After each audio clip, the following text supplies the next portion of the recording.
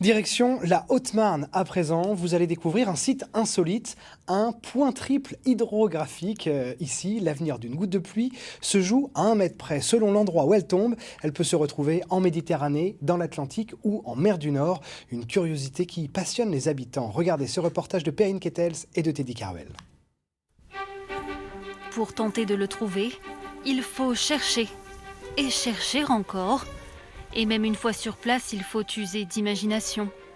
Un point invisible noyé dans le paysage haut-marnais, c'est le point triple. Ce point triple, il est sur la ligne de partage des eaux qui va de Gibraltar en Sibérie et l'autre ligne de partage des eaux nous emmène en Suisse et puis en Russie. Ce champ de maïs où se trouve la jonction entre les deux lignes, le point triple, est comme un grand carrefour pour l'eau. Ici, le destin d'une goutte de pluie ne se joue qu'à 1 mètre. Selon l'endroit où elle tombe, elle poursuivra sa route d'un côté ou de l'autre du pays. Ici, l'eau peut partir sur 3 bassins, soit vers la mer du Nord, soit vers la Seine et la Manche, soit vers la Saône et la Méditerranée.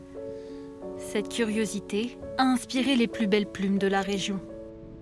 Je me couchais à l'heure des poules, bercé de rêveries sur le partage des eaux, les nymphes aquatiques et la légion romaine.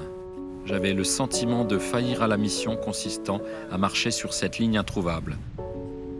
Suivre le méridien de Greenwich ou se tenir en équilibre sur le 35e parallèle eût été aussi saugrenu. Dans son dernier livre, l'écrivain rémois Frédéric Chef raconte ses vagabondages entre Vittel et Langres. 3 jours de randonnée et un arrêt sur le point triple en Haute-Marne, un lieu qui le captive depuis l'enfance. C'est des sujets de fascination, de rêverie autour de l'eau, autour du destin, autour de la naissance, de plein de choses, du mystère de la vie, de la nature, voilà quoi. Ce point triple pourrait aussi attirer les touristes. La commune de Val-de-Meuse, toute proche, envisage d'installer des panneaux directionnels, une table d'orientation et des tables de pique-nique. L'idée, c'est aussi de recevoir des habitants de notre territoire pour leur montrer ce point caractéristique. Les enfants des écoles, les collégiens, les lycéens, les enfants qui sont en primaire aussi.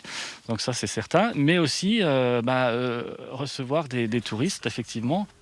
La commune a débloqué 40 000 € pour aménager le point triple à l'horizon 2022.